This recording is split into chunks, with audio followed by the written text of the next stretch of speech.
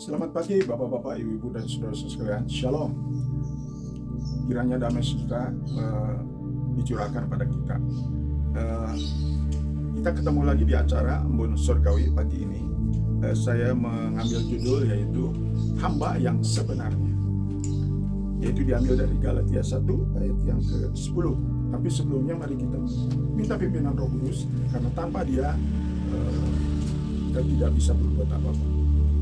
Terpujilah namamu ya Tuhan, terima kasih atas kesempatan anugerah-Mu untuk membagikan firman Tuhan, karena Engkau sudah memberi pada hamba-Mu menjadi berkat.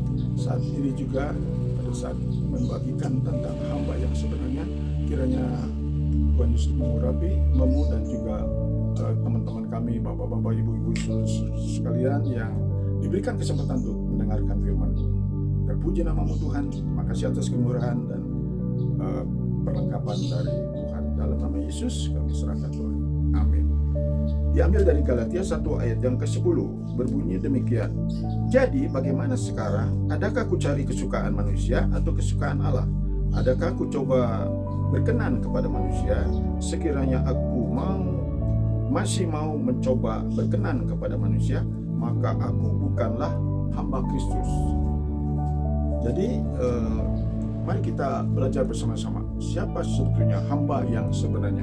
Di ayat ini bahwa kamu bukan hamba Kristus jikalau yaitu mencari kesukaan manusia, bukan kesukaan Allah. Berarti kita tidak bisa sembarangan mengaku diri sebagai hamba yang asli atau yang sebenarnya, yang berkenan kepada Tuhan.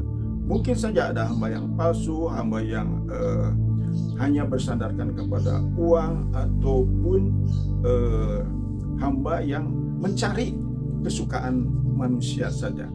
Jadi berarti kita harus berhati-hati.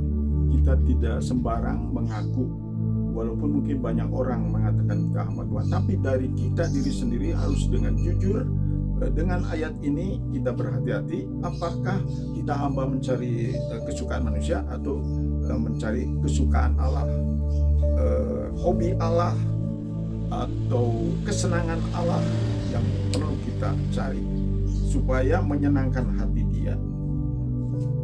Tentu yang paling menyenangkan hati Dia adalah taat firman-Nya dan juga menyerahkan atau memenangkan jiwa baru, karena Bapa malaikat di surga akan bersorak jikalau kita membawa jiwa kepadanya. Lalu yang kedua, ini ayat yang sangat bagus sekali, nasihat Rasul Paulus kepada hamba muda yaitu Timotius, bahwa hamba yang sebenarnya itu yaitu yang tidak suka bertengkar, yang ramah, yang cakap mengajar, yang rendah hati. Jadi itu dibeberkan dalam 2 Timotius 2 ayat 24-25. Berarti kita harus membaca ulang ayat-ayat itu supaya kita tahu siapa kita. Apakah kita betul hamba yang sebenarnya? Berarti hamba yang sebenarnya itu yang mewujudkan buah-buah roh yang ke-9 itu. Kesabaran, kerendahan hati, kelemah lembutan, pandai mengajar, karena akan menghadapi banyak macam karakter orang, sehingga perlu tekun, perlu kesabaran menghadapi mereka. Kemudian yang ketiga di dalam Roma 8 ayat 17-18, bahwa dulu memang kita adalah hamba dosa, hamba setan, hamba dunia ini. Tetapi setelah kita percaya menerima Yesus, kita menjadi hamba kebenaran. Hamba kebenaran itu berarti dalam segala ucapan bibir mulut kita, yaitu membawakan firman Tuhan. Seperti nasihat Petrus juga dalam 1 Petrus dikatakan, berbicaralah seperti kita menyampaikan firman Tuhan, mewakili suara daripada Tuhan Yesus yang tidak pernah salah itu. Nah, itulah diri kita. Apakah kita menjadi hamba kebenaran atau masih hamba dosa? Berarti Roh Kudus dalam hati kita itu seperti dirajakan, menjadi Tuhan bagi kita. Lalu yang keempat, di dalam Lukas 1 ayat 38 menjadi contoh yang baik, yaitu ingat Ibu Maria ketika menghadapi beban yang berat atau tanggung jawab yang berat, di mana dia belum menikah tetapi harus hamil oleh karena karya Roh Kudus. Tetapi Maria berkata apa? Aku ini hamba-Mu. lakukan seturut apa yang diperintahkan Tuhan.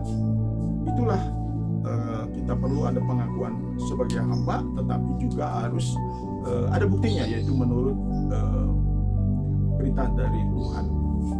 Kemudian kita juga melihat bahwa saya kagum dengan tokoh yang sebetulnya menjadi aneh juga bagi saya, karena murid-murid yang sudah belajar lama dengan Yesus Kristus tidak punya iman seperti perwira Romawi ini. Kenapa perwira Roma ini sampai berkata, Tuhan Yesus satu kata saja maka hamba saya yang sakit akan sembuh. Karena ia sangat menghayati, menyadari artinya hamba, bahwa hamba itu di atasnya ada Tuhan. Jadi kepada Tuhan itu harus taat. Itulah contoh bagi kita, saudara-saudara. Kalau kita menjadi hamba Tuhan, kita belajar pada perwira Roma ini, sehingga kita tidak ragu-ragu akan satu kata saja dari Tuhan Yesus itu bisa jadi. Seperti dulu juga Allah menciptakan isi dunia yang begitu hebat, yang sempurna. Demikian juga Yesus yang diberikan kuasa oleh Bapaknya. Kemudian yang berikutnya yaitu hamba yang didapati oleh tuannya sedang setia. Hai hamba yang setiawan. Jadi hamba yang setia diberi perkara yang besar, yang dipuji oleh Tuhan, yaitu yang setia mulai dari yang kecil. Maka Tuhan Yesus menjanjikan perkara yang besar. Nah demikianlah saudara-saudara sekalian, berarti kita tidak bisa sembarangan mengakui hamba. Hamba itu harus rendah hati, sabar, ramah, dan cakap mengajar, juga taat kepada firman Tuhan, mengerti siapa atasan kita. Atasan kita sudah pasti Allah, Yesus, dan Roh Kudus. Mari kita taati rancangan mereka, perintah mereka, supaya kita menjadi hamba yang sebenarnya yang dipuji, yang disebut, hei hamba yang setiawan, hamba yang seperti Maria, turut perintah walaupun itu berat. Memang sebetulnya tidak berat, karena firman Tuhan pernah berkata, perintahku tidak berat, karena Tuhan sudah memberikan banyak perlengkapan senjata penolong, yaitu Roh Kudus. Mari kita hayati siapa hamba itu yang sebenarnya. Di dalam lagu ini kita akan sungguh-sungguh kiranya sadar bahwa hamba Tuhan itu adalah hamba yang bukan si aku lagi mementingkan diri, tapi Kristus di dalamku. Pimpin hambamu Bapa, pimpin hambamu.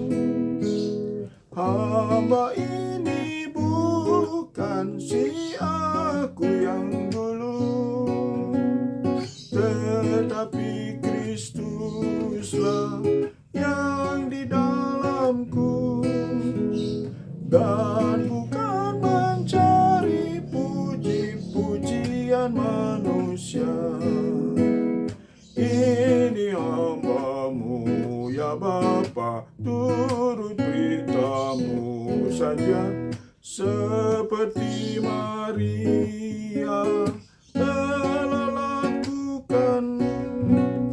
Ya turut perintahmu Bapa, itulah